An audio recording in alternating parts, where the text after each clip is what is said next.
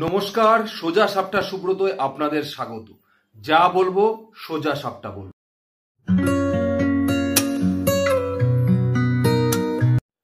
দেখুন, কাকু যেন তৃণমূল কংগ্রেসের আর পিছন ছাড়ছে না। এক ছিল কালীঘাটের কাকু, যিনি বলেছিলেন আমার সাহেবকে ধরার ক্ষমতা কারণ নেই। আর এক কাকু বর্তমানে বেরোলো, সে হলো পানিহাটির কাকু, যে কাকু বলছেন আজকেই যদি পোস্টমর্টেম না করা হয় তাহলে রক্ত গঙ্গা বইয়ে দেবে। দেখুন, এই কথাটা বা এই আলোচনার তার মূলত সূত্রপাত হয়েছে গতকাল যখন সিজিও কমপ্লেক্স থেকে আরজি করের ঘটনার ওই মেয়েটির পোস্টমর্টেম যিনি করেছিলেন তিনি যখন বেরোচ্ছিলেন, সেই সময় দাঁড়িয়ে সাংবাদিকরা তাকে ধরলে তিনি গাড়িতে ওঠার পরে কাঁচটা নামিয়ে একবার শুধু মুখটা বার করে বললেন যে মেয়েটির পরিবারের কেউ না, পরিবারের বাইরের কেউ, কিন্তু কাকু পরিচয় দিয়ে ওনাকে নাকি বলেছিলেন যে আজকে রাতের মধ্যে যদি পোস্টমর্টেম না হয় তাহলে নাকি রক্ত গঙ্গা বইয়ে দেবে। একবার শুনে নিন উনি কি বলেছেন। পোস্টমর্টম করার জন্য মেয়ের কাকা পরিচয় একজন ছিল, যে বলেছিল ওই দিনকে পোস্টমর্টম না হলে রক্ত গঙ্গা বইয়ে দেবে। বাড়ির লোককে বলেছিল তাড়াতাড়ি করতে, পেপার আসাতে দেরি হওয়ার জন্য পোস্টমর্টম একটু দেরি হয়েছিল। বাড়ির লোক থেকে প্রেসার করা হয়েছিল ওই দিন পিএম না হলে রক্ত গঙ্গা বয়ে যাবে। এক্স কাউন্সিলর বলে একজন কেউ ছিলেন, নাম বলতে পারবো না। এক্স কাউন্সিলর বলেছিলেন? হ্যাঁ, ওনার বাড়ির বলেছিলেন, আমাকে বলেছিলেন, ওনার রিলেটিভ একজন কেউ, নট ব্লাড রিলেটেড, মেবি বাইরের কেউ, বাইরের লোক। আচ্ছা, বলেছিলেন পোস্টমর্টম ওই দিনই করতে হবে, ওই দিনই করতে হবে, ওই দিনই করতে হবে। মানে উনি কি এখানকার না ওই ওনাদের বাড়ির?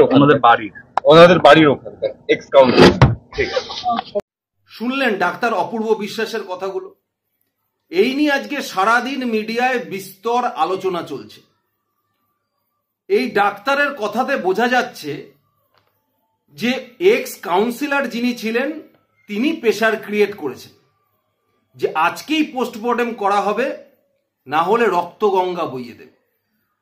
দেখুন, এই কথাটার মধ্যেই না আমার আজকের এই সারাদিনের মিডিয়া আলোচনার মধ্যে একটু তফাৎ আছে। কেন আমি কথাটি বললাম? কোনো সরকারি হাসপাতালে যখন আপনি যাবেন, যাওয়ার পরে যখন সেই ডাক্তারদের সঙ্গে আপনি একটু জোর গলায় কথা বলবেন বা একটু হুমকি সূচক কথা বলবেন, সঙ্গে সঙ্গে দেখবেন ওই ডাক্তারটা লোকাল পুলিশকে ফোন করে, পুলিশের থানায়। কিন্তু এই ক্ষেত্রে এরকম high profile case chief minister অবধি জেনে গেছে, কলকাতা পুলিশ কমিশনার স্পটে দাঁড়িয়ে আছে, আর তার বাড়ির একটা লোক কাকা সেজে সেখানে গিয়ে তাকে বলল যে আজকের মধ্যে পোস্টমর্টেম না করা হলে রক্তগঙ্গা বইয়ে দেবে। সে আবার এক্স নাকি কাউন্সিলর, তার কথাতে উনি পোস্টমর্টেম করে দিল ভয়তে। এখানেই প্রশ্নটা দানা বাঁধছে। যেখানে দাঁড়িয়ে পরিবার টালা থানায় ছুটে গেছিল সেই অভয়ার মৃতদেহটাকে প্রিজার্ভ করে রাখার জন্য, যাতে দ্বিতীয়বার ময়নাতদন্তে সেটাকে ব্যবহার করা যায়, সেখানে দাঁড়িয়ে একজন ডাক্তার যিনি পোস্টমর্টেম করবে তিনি তার বডিটাকে পোস্টমর্টেম করে দিল শুধুমাত্র এক এক্স কাউন্সিলর কি বলল তার উপরে, ভয় ভীতির উপরে। তার থেকেও গুরুত্বপূর্ণ কথা হলো যে পোস্টমর্টেম শুরু হয়েছিল 6টা 10-এ, শেষ হয়েছিল 7টা 10-এ। সন্ধ্যের পরে স্বাস্থ্য ভবনের গাইডলাইন অনুযায়ী কোনো পোস্টমর্টেম আপনি করতে পারবেন না যদি না ডেপুটি ম্যাজিস্ট্রেট বা আইপিএস র্যাঙ্কের কোনো অফিসারের চিঠি না থাকে। সেখানে দাঁড়িয়ে মাত্র টালা থানার ওসির চিঠিতেই উনি পোস্টমর্টেমটা করে দিয়েছিলেন। তবে এই যে অপূর্ব বিশ্বাস এই যে কথাটা বলছে, এই কথাটার মধ্যে আমার মনে হয়েছে এখনো পর্যন্ত এরা তদন্তকে বিপথে চালিত করতে চাইছে। কারণ এই অপূর্ব বিশ্বাস হলো সন্দীপ ঘোষের একদম কাছের লোক।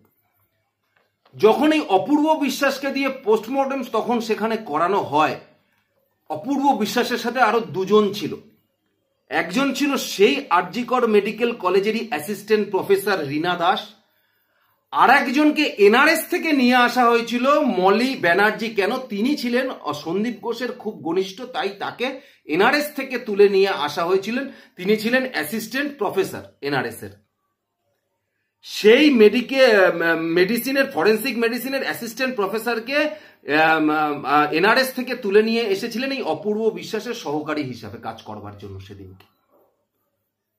তবে এইখানে দাঁড়িয়ে একটা কথা পরিষ্কার হয়ে গেছে যে কোথাও একটা আমার মনে হচ্ছে যে এই কাউন্সিলরকে এই মুহূর্তে বলির পাঠা করতে চাইছে তৃণমূল কংগ্রেস, এবং সেটা হয়তো কোনো ক্ষেত্রে তৃণমূল কংগ্রেসের কোনো এক প্রভাবশালী ব্যক্তিকে বাঁচানোর জন্য। ঠিক যেরকম ভাবে টালা থানার ওসি বলির পাঠা হলো কেন, দেখুন আজকে দাঁড়িয়ে এই অপূর্ব বিশ্বাসকে আবার সিজিও কমপ্লেক্সে ডাকা হয়েছে। গতকাল ডাকা হয়েছিল, আজকে ডাকা হয়েছে। গতকাল অপূর্ব বিশ্বাসকে সিজিও কমপ্লেক্স থেকে বেরোনোর পরে অপূর্ব বিশ্বাস এই উক্তি করেছিলেন, তাহলে সিবিআই আজকে দাঁড়িয়েই তো সবার প্রথমে সেই প্রাক্তন কাউন্সিলরকে সিজিও কমপ্লেক্সে ডাকতে পারতো, যদি অপূর্ব বিশ্বাসের এই কথাটাই ধরে নি যে উনি এটাই সিবিআই এর কাছে বলে এসেছেন। কিন্তু আজকে ডাকলো কাকে? ডাকলো পানিহাটির বিধায়ক নির্মল ঘোষকে।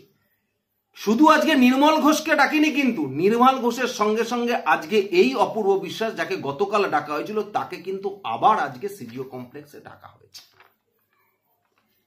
খুব সুন্দরভাবে একবার ইকুয়েশন গুলো আপনারা মেলান যে একজন প্রাক্তন কাউন্সিলরের শুধুমাত্র গিয়ে ওখানে হুমকি দিল তাতেই কিছু হবে না, বা একজন অ্যাসিস্ট্যান্ট প্রফেসর উনি চিনে ফেললো কি করে, সে একজন এক্স কাউন্সিলর, তার কথা এত গুরুত্ব দিয়ে দিল কি করে? তার মানে তাকে কেউ বলে দিয়েছে, যদি ধরেই নি তর্কের খাতিরে যে এক্স কাউন্সিলর তাকে এই কথাটা বলে দিয়েছে, তার মানে ধরে নিতে হবে তাকে এক্স কাউন্সিলরের সাথে কেউ পরিচয় করিয়ে দিয়ে বলেছে ওই আমার বার্তা নিয়ে যাবে, ও যা বলবে সেটাই করে দেবেন।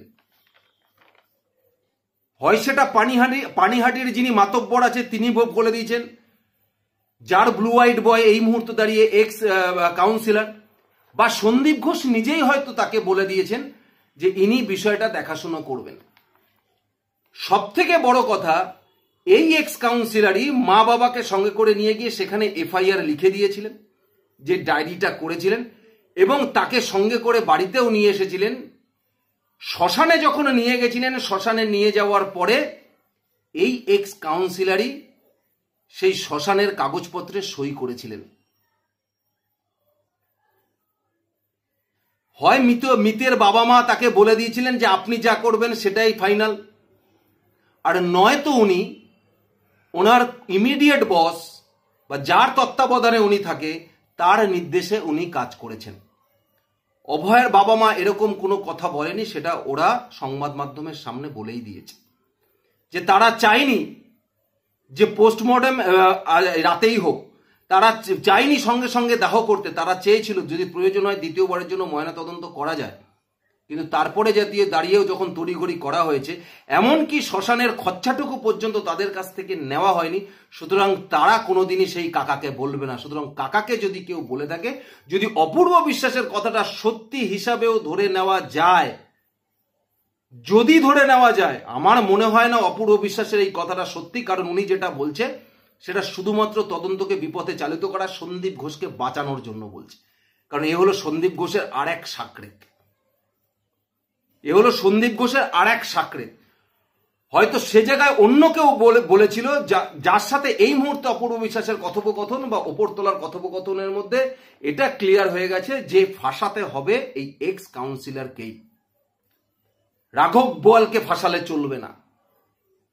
কিন্তু যদি আপনারা একটু লক্ষ্য করেন, সিবিআই কিন্তু একদম সঠিক পথে এগোচ্ছে, এবং যদি অপূর্ব বিশ্বাস বাইরে এসে যে কথাটি বলেছিলেন সেই এক্স কাউন্সিলরের নাম, সিবিআই এর সামনে যদি সেই এক্স কাউন্সিলরের নামই বলে থাকতো, তাহলে আজকে আবার সিবিআই সেই এক্স কাউন্সিলরকে ডেকে অপূর্ব বিশ্বাসকে ডাকতে পারতো। সেটা না দেখে ডাকলো পানিহাটির বিধায়কের সঙ্গে অপূর্ব বিশ্বাসকে।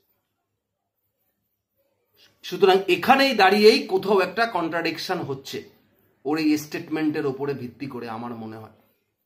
তাই আগামী দিনে জানি না দুদিন পরে না একদিন পরে সিবিআই আবার এক্স কাউন্সিলরকে ডাকবে বা ডাকবে না, সেটাও আমার মনে হয় না।